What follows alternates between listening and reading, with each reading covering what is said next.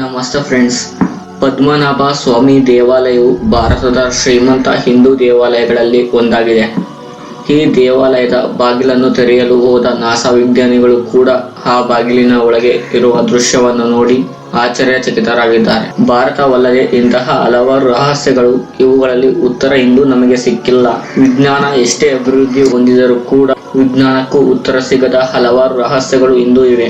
ಈ ವಿಡಿಯೋದಲ್ಲಿ ನಾನು ನಿಮಗೆ ಹೇಳಲು ಹೊರಟಿರುವುದು, ಆ ದೇವಾಲಯದಲ್ಲಿ ಈಗಲೂ ಕೂಡ ವಜ್ರ, ರತ್ನ ಮತ್ತು ಬಂಗಾರ ಇದೆಯಾ?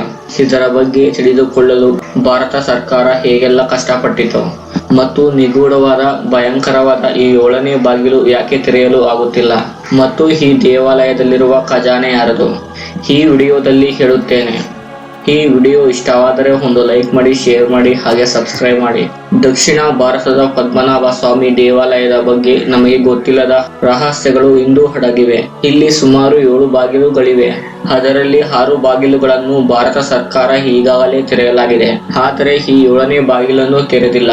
ಈ 7ನೇ ಬಾಗಿಲಿನಲ್ಲಿ ನಿಧಿ ಅಡಗಿವೆ ಎಂದು ಹೇಳಲಾಗುತ್ತಿದೆ. ಇದನ್ನು ಪಿಶಾಚಿಗಳು, ದೇವರುಗಳು, ಹಾವುಗಳು ರಕ್ಷಿಸುತ್ತದೆ ಎಂದು ಹೇಳಲಾಗುತ್ತದೆ. ಈ 7ನೇ ಬಾಗಿಲನ್ನು ತೆರೆಯಲು ಪ್ರತಿಯೊಬ್ಬರು ವಿಚಿತ್ರವಾಗಿ ಕಣ್ಮರೆಯಾಗಿದ್ದಾರೆ ಮತ್ತು ಅವರು ತಿಳಿಯದ ಸ್ಥಿತಿಯಲ್ಲಿ ಸತ್ತಿದ್ದಾರೆ. 1930ರ ದಶಕದಲ್ಲಿ ದರೋಡೆಕೋರರ ತಂಡವು ಈ ಖಜಾನೆಯನ್ನು ಕದಿಯಲು ಬಂದಿತು. ಇವರು 7ನೇ ಬಾಗಿಲನ್ನು ತೆಗೆಯಲು ಪ್ರಯತ್ನಿಸಿದರು. ಆಗ ಇದ್ದಕ್ಕಿದ್ದಂತೆ ಒಂದು ಡೇಂಜರಸ್ ಹಾವು ಅವರ ಹಿಂದೆ ಬಿದ್ದಿತು. ಪ್ರಾಚೀನ ಕಾಲದಲ್ಲಿ ಸಂತರು ಈ ಬಾಗಿಲನ್ನು ಹಾವಿನ ಪಾಶದಿಂದ ಭದ್ರಪಡಿಸಿದ್ದರು. ಈ 7ನೇ ಬಾಗಿಲನ್ನು ತೆರೆಯಲು ವೇದ ಮಂತ್ರಗಳು ಮತ್ತು ಗರುಡ ಮಂತ್ರಗಳು ತಿಳಿದವರು ಮಾತ್ರ ಈ ಬಾಗಿಲನ್ನು ತೆರೆಯಬಲ್ಲರು ಎಂದು ಹೇಳಲಾಗಿದೆ. ಈ ದೇವಾಲಯ ತಿರುವನಂತಪುರಂನಲ್ಲಿರುವ ವಿಷ್ಣುವಿನ ಪ್ರಸಿದ್ಧ ದೇವಾಲಯವಾಗಿದೆ.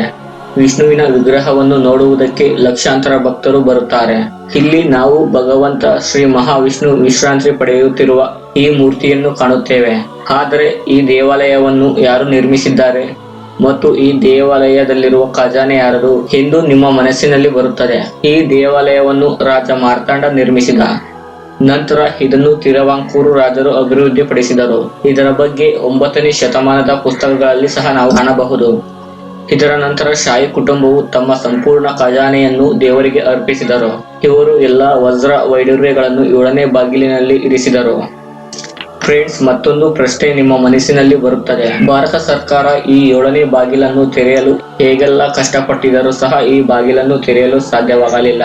ಈ ದೇವಾಲಯದ ಗರ್ಭಗುಡಿಯಲ್ಲಿ 7 ಬಾಗಿಲನ್ನು ನೋಡಬಹುದು. ಅವುಗಳಲ್ಲಿ 6 ಬಾಗಿಲು ಬೀಗ ಹಾಕಲಾಗಿದೆ. ಆದರೆ 7ನೇ ಬಾಗಿಲಿನ ಮೇಲೆ ಹಾವಿನ 2 ಚಿಹ್ನೆ ಮಾತ್ರ ನೋಡುತ್ತೇವೆ.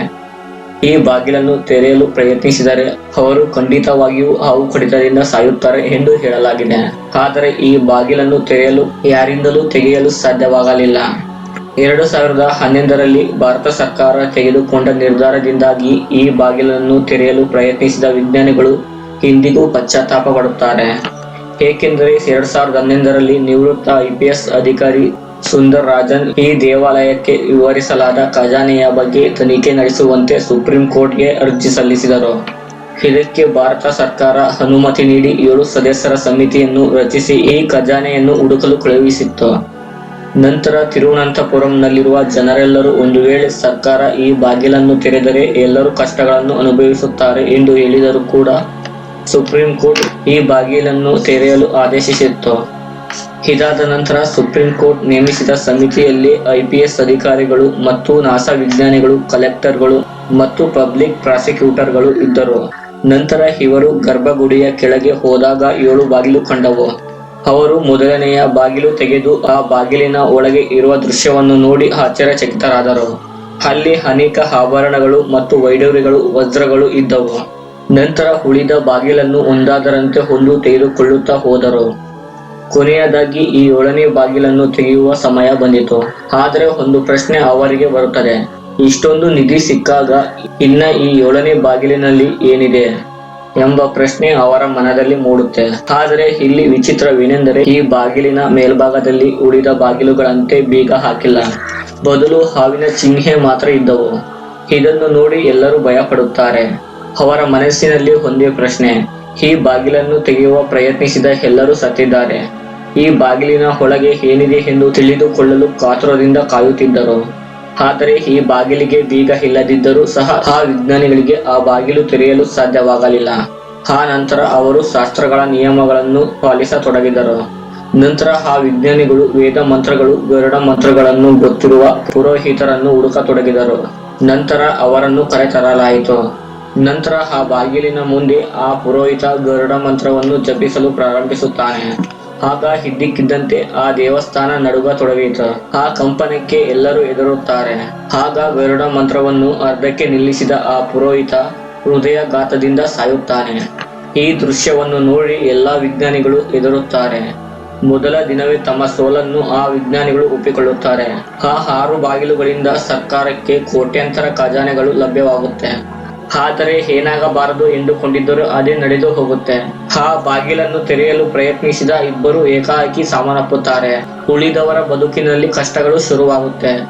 ನಂತರ ಭಾರತ ಸರ್ಕಾರ ಈ ಬಾಗಿಲನ್ನು ಮತ್ತೊಮ್ಮೆ ತೆಗೆಯುವ ಯೋಚನೆ ಬಿಡುತ್ತೆ.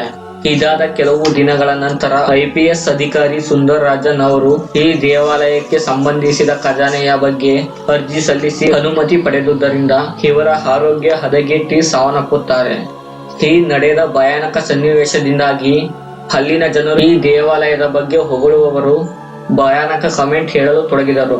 ಈ ಬಾಗಿಲನ್ನು ಯಾಕೆ ತೆಗೆಯಲು ಸಾಧ್ಯವಾಗಲಿಲ್ಲ ಎಂದರೆ 16ನೇ ಶತಮಾನದ ಋಷಿಯೊಬ್ಬರು ಈ ಬಾಗಿಲನ್ನು ಹಾವಿನ ಪಾಶದಿಂದ ಭದ್ರಪಡಿಸಿದ್ದರು. ಈಗಲೂ ಕೂಡ ಈ ಬಾಗಿಲನ್ನು ತೆರೆಯಲು ಯಾರಿಂದಲೂ ಸಾಧ್ಯವಾಗುತ್ತಿಲ್ಲ. ಈ ಪದ್ಮನಾಭ ಸ್ವಾಮಿ ದೇವಾಲಯವು ಚಿನ್ನದ ಕಂಬವನ್ನು ಹೊಂದಿದೆ. ಇದು ದೇವಾಲಯದ ಸೌಂದರ್ಯವನ್ನು ಹೆಚ್ಚಿಸುತ್ತದೆ. ಈ ದೇವಾಲಯದಲ್ಲಿ ಹಲವು ಕಂಬಗಳಿವೆ. ಅವುಗಳ ಮೇಲೆ ಸುಂದರವಾದ ಶಿಲ್ಪಗಳನ್ನು ಕೆತ್ತಲಾಗಿದೆ. ಅವು ನೋಡಲು ಕೂಡ ಸುಂದರವಾಗಿವೆ. ಈ ದೇವಾಲಯವನ್ನು ಪ್ರವೇಶಿಸುವ ಪುರುಷರು ಪಂಜೆ ಧರಿಸಬೇಕು. ಹೆಂಗಸರಾಗಿದ್ದರೆ ಸೀರೆ ಮಾತ್ರ ಉಡಬೇಕು. ಈ ದೇವಾಲಯದಲ್ಲಿರುವ ವಿಷ್ಣುವಿನ ವಿಗ್ರಹವು ಎಷ್ಟು ದೊಡ್ಡದಾಗಿದೆ ಎಂದರೆ ದೇವಾಲಯದ 3 ಪ್ರವೇಶ ಬಾಗಿಲುಗಳಿಂದ ವಿಗ್ರಹವನ್ನು ಕಾಣಬಹುದು. ಮೊದಲ ಬಾಗಿಲಿನಿಂದ ನೀವು ದೇವರ ತಲೆ ಮತ್ತು 2ನೇ ಬಾಗಿಲಿನಿಂದ ದೇವರಿಂದ ಹೊರಹೊಮ್ಮುವ ಕಮಲವನ್ನು ಕಾಣಬಹುದು. 3ನೇ ಬಾಗಿಲಿನಿಂದ ಭಗವಂತನ ಪಾದಗಳನ್ನು ಕಾಣಬಹುದು. ಈಗ ಈ ಪ್ರಶ್ನೆ ನಿಮ್ಮ ಮನದಲ್ಲಿ ಮೂಡುತ್ತದೆ, ಅದುವೇ ಈ ದೇಗುಲದ ಮೂಲ. ನೀವು 7ನೇ ಬಾಗಿಲನ್ನು ತೆರೆದರೆ ಅಥವಾ ಈ ಪ್ರಶ್ನೆಗೆ ಉತ್ತರವನ್ನು ತಿಳಿದಿದ್ದರೆ ನೀವು ಖಂಡಿತವಾಗಿಯೂ ಆಶ್ಚರ್ಯಚಕಿತರಾಗುವಿರಿ. ಹಾಗೊಮ್ಮೆ ಹೀಗೊಮ್ಮೆ ಈ ದೇವಾಲಯದ 7 ಬಾಗಿಲು ತೆರೆಯುವ ಮಾತು ಕೇಳಿ ಬರುತ್ತಿದೆ. ಆಗ ಆ ಬಾಗಿಲಿಗೆ ಬೀಗ ಇಲ್ಲದ ಕಾರಣ ಅವರಲ್ಲಿ ಭಯ ಹುಟ್ಟುವಂತೆ ಮಾಡಿತ್ತು. ಬೀಗ ಇಲ್ಲದಿದ್ದರೂ ಕೂಡ ಈ ಬಾಗಿಲು ಯಾಕೆ ತೆರೆಯಲು ಆಗುತ್ತಿಲ್ಲ? ಈ ಬಾಗಿಲಿನ ಮುಂದೆ 2 ಹಾವಿನ ಚಿಹ್ನೆಗಳು ಮಾತ್ರ ಇವೆ. ಆದರೆ 16ನೇ ಶತಮಾನದ ಋಷಿಯೊಬ್ಬರು ಈ ಬಾಗಿಲಿನ ಬಳಿ ಬಂದು ಗರುಡ ಮಂತ್ರವನ್ನು ಪಠಿಸಿದರೆ ಈ ಬಾಗಿಲು ತೆರೆಯುತ್ತದೆ ಎಂದು ಹೇಳುತ್ತಾರೆ. ಫ್ರೆಂಡ್ಸ್, ಅನಂತ ಪದ್ಮನಾಭ ಸ್ವಾಮಿ ದೇವಸ್ಥಾನದ ರಹಸ್ಯಗಳು ನಿಮಗೆ ಈಗಾಗಲೇ ತಿಳಿದಿದೆಯೇ? ನಾನು ಹೇಳಿದ ವಿಷಯದ ಬಗ್ಗೆ ನಿಮಗೆ ಇಷ್ಟವಾದದ್ದನ್ನು ದಯವಿಟ್ಟು ಕಮೆಂಟ್ ಬಾಕ್ಸ್ನಲ್ಲಿ ತಿಳಿಸಿ. ಫ್ರೆಂಡ್ಸ್, ಈ ವಿಡಿಯೋ ಇಷ್ಟವಾದರೆ ಒಂದು ಲೈಕ್ ಮಾಡಿ, ಶೇರ್ ಮಾಡಿ, ಹಾಗೆ ಸಬ್ಸ್ಕ್ರೈಬ್ ಮಾಡಿ.